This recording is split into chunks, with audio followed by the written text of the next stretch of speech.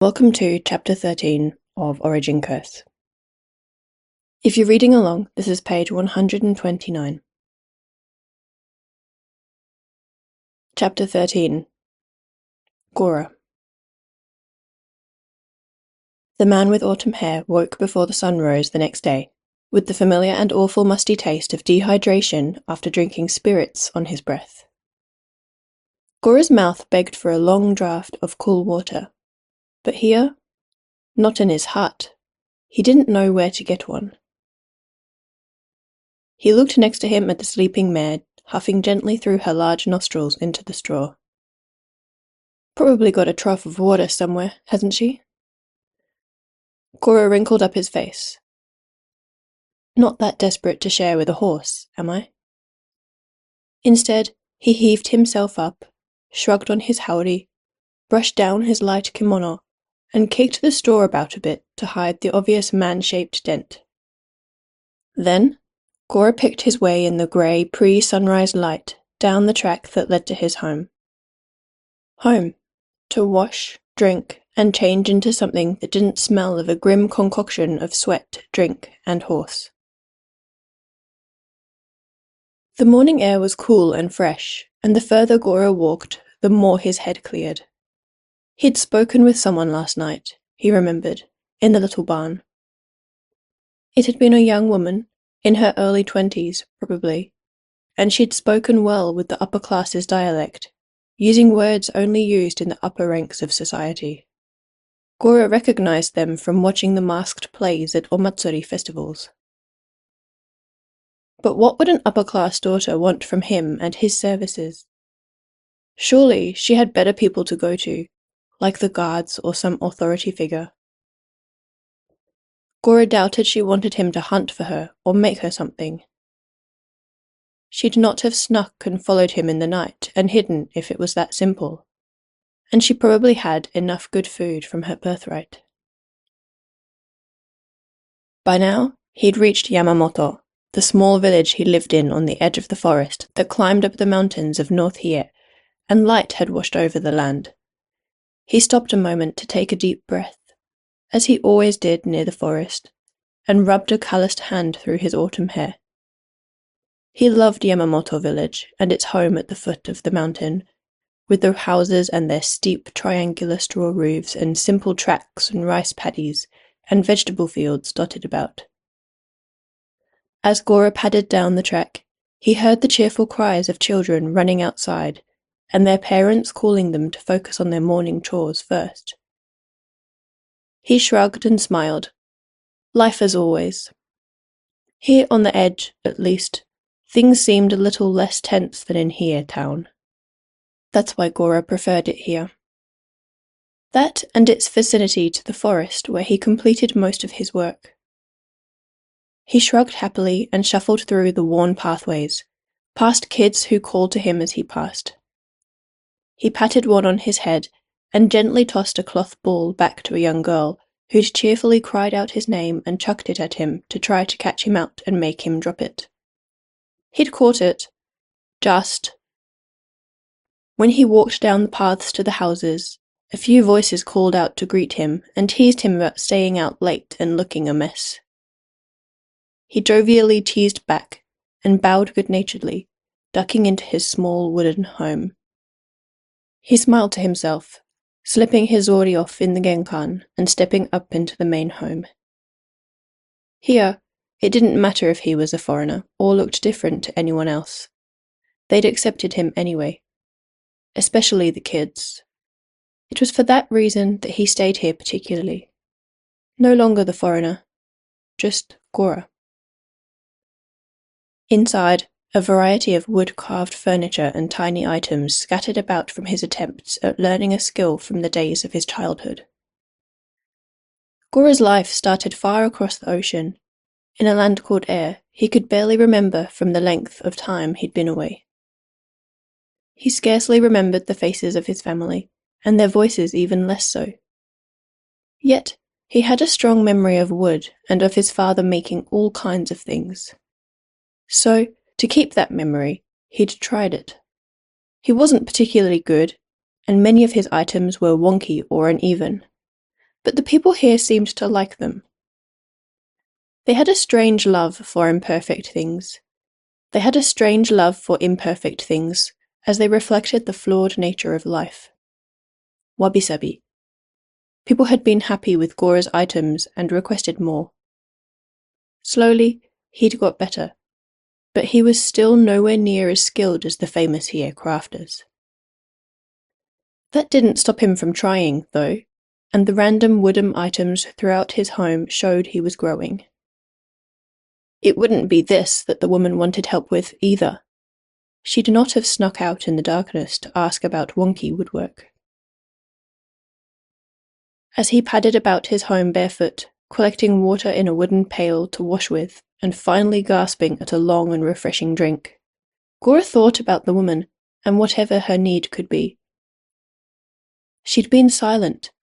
Creeping up on him was a rare thing, and something only the ninjas of this country seemed able to do.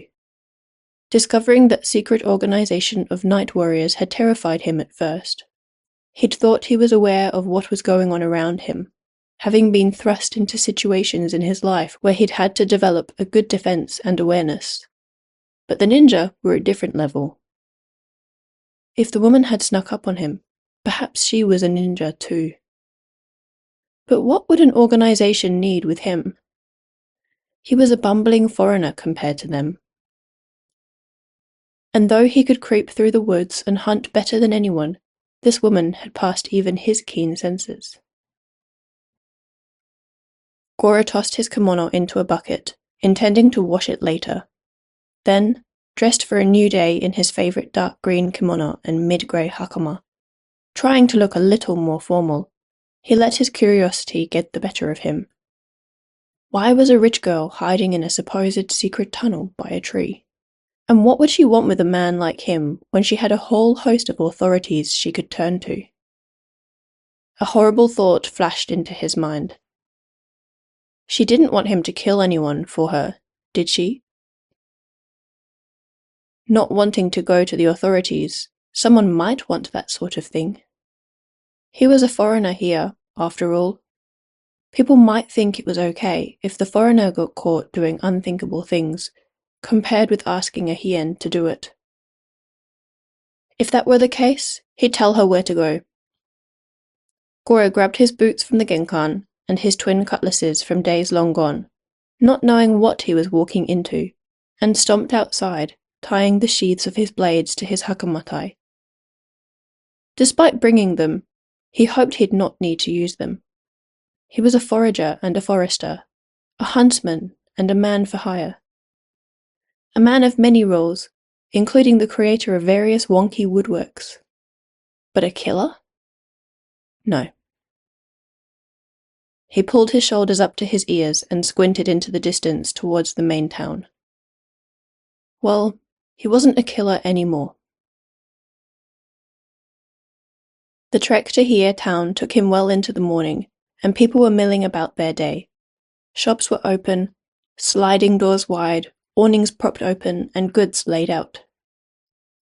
The stomach-warming smell of mixed grain rice and toasted rice cakes wafted down the streets, and Gora's stomach gave a bear-like roar. He stopped to eye a small food cart in the edge of the road selling stone-oven-baked satsuma-imo. The naturally sweet smell lifted his spirits, and the satsuma-imo seemed like a perfect way to satisfy his still fragile stomach. Damn. He'd tried not to drink too much last night, but these days he felt worse each time he drank. Maybe he was getting old. Gora passed a coin to the tiny old woman at the cart and held out his hand towel. When she pressed a steaming hot satsuma-imo into it, his stomach gave another roar. This one loud enough for both to hear.